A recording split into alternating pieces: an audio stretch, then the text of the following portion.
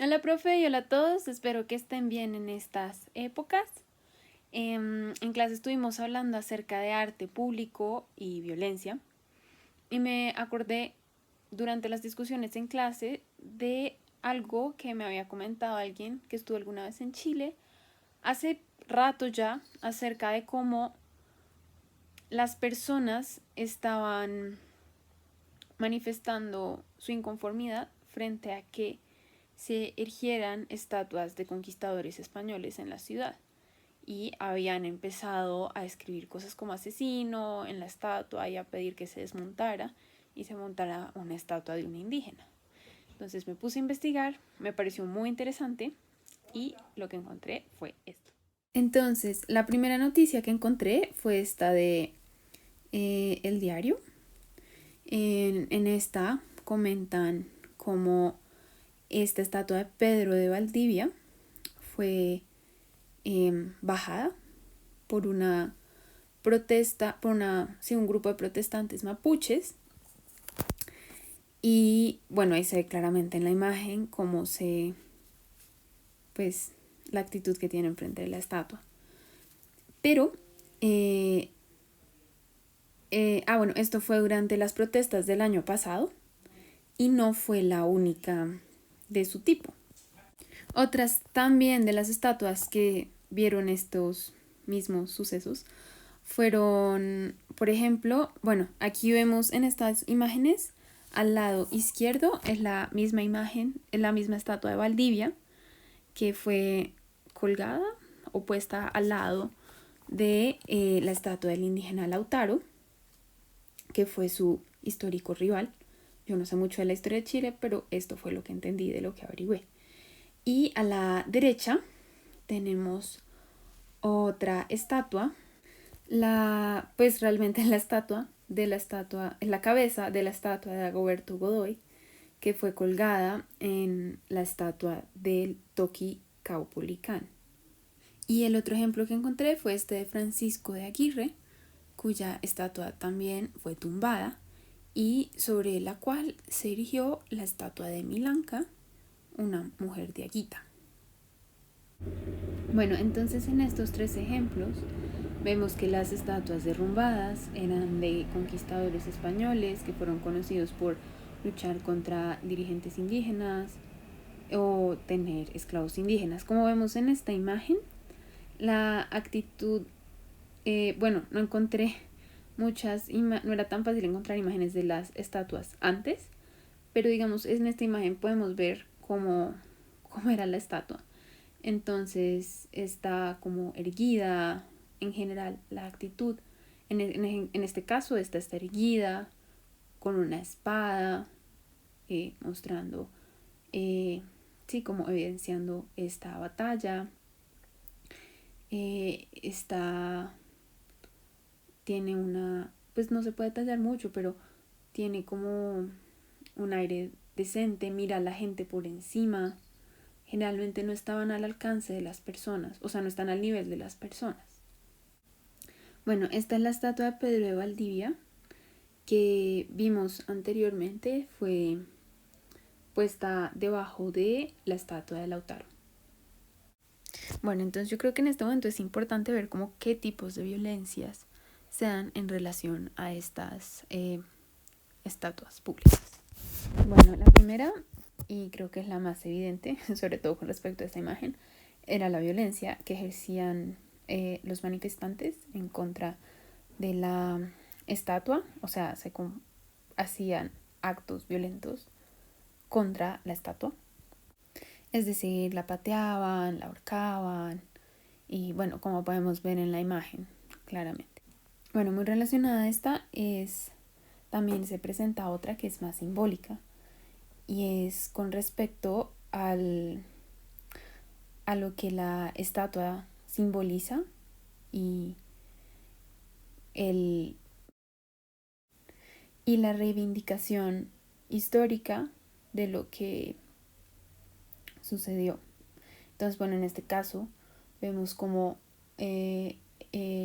la estatua de Caupolicán carga la cabeza de de Pedro de Valdivia,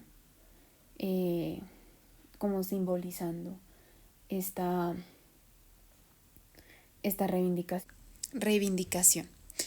En otro nivel también tenemos como la violencia simbólica, y es el hecho de que estas estatuas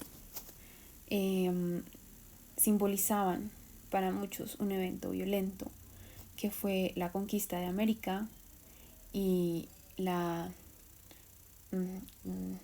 el hecho de que se borrara de la memoria histórica el pasado indígena y las violencias posteriores durante la conquista y después de la independencia. Estas violencias que sufrieron las comunidades indígenas, los pueblos indígenas. Entonces, como bien indica Gerson Wilcaputrin, corresponsal de Comunidad Histórica Mapuche.cl de la comunidad Gualmapu, estas figuras no solo representan a la persona en sí, sino representan una visión de la historia. Por un lado, una visión de la historia en el que se ignoró a las comunidades indígenas y las tensiones que éstas tuvieron, las tensiones y desencuentros y las opresiones que tuvieron y sufrieron por parte de los españoles durante la conquista, la invisibilización que hubo de esta en el relato, en la forma en la que se relata la historia, desde el simple hecho de que se dice que Cristóbal Colón descubrió América y que se celebren figuras que, como en el caso de Pedro Valdivia, son una declaración de guerra, o fueron la declaración de guerra a las comunidades indígenas, o como en el caso de Cornelio Saavedra o Julio Roca, que lideraron lo que en la historia chilena se llama pacificación, incorporación o ocupación de la Araucanía, y que muchas veces para el pueblo mapuche significó guerra, exterminio, desposesión, que fueran vistos como que fueran deshumanizados, invisibilizados y oprimidos. Entonces no son solo la celebración, o sea, la estatua no es solo la celebración de personajes que son vistos como genocidas, sino también marcan la entrada al continente, una perspectiva y una forma de pensar eurocentrista, en la que se impone el colonialismo, y no solo el colonialismo, sino también el colonialismo implica todo un sistema de producción, una forma de pensar acerca de sí mismo, acerca de lo que se considera el otro, quién es humano, quién no, quién puede ser ciudadano, quién no, y la forma en la que el lugar en el que ubica a las comunidades indígenas. Entonces todo esto ligado también evidencia una forma de ver la historia muy eurocéntrica, en la que, por ejemplo, muchas veces se habla de la historia de América a partir de la conquista o del llamado descubrimiento de América, y casi no se habla de la historia de las comunidades ya existentes en el continente, por un lado, y por el otro se habla también de la independencia como un momento en el que desaparece el colonialismo, ya no existe, casi que por arte de magia. La forma de pensar, los sistemas de producción, la esclavitud, se establece como si fuera un punto en el que se quiebra la historia, pero en realidad este quiebre es solo oficial en el sentido en las letras, en la forma de vivir de las personas, en los sistemas de producción, en las jerarquías sociales. Esto realmente no cambia.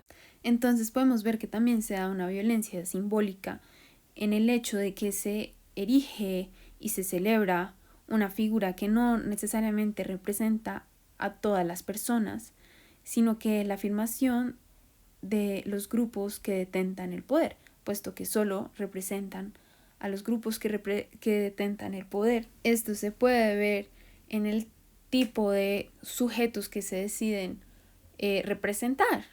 Son todos, bueno, en este caso, son colonizadores, son blancos, son europeos, son españoles, tienen armadura, o sea, representando esta llamada pacificación de los pueblos indígenas. Y son todos hombres blancos europeos. Lo que también entra a ser parte de la discusión de lo que hablábamos también una vez en clase, y era cómo todos estos son muchas de las imágenes públicas o del arte público son la celebración de lo masculino y casi no se da, o son muy pocas las representaciones de lo femenino, e incluso de cómo es difícil, se ve una dificultad en la forma en la que se representa lo femenino, en el sentido de que está muy ligado a los estereotipos de género, por lo que no es representado son representadas de la misma manera que son representados muchos hombres, como veíamos en el caso de la pola.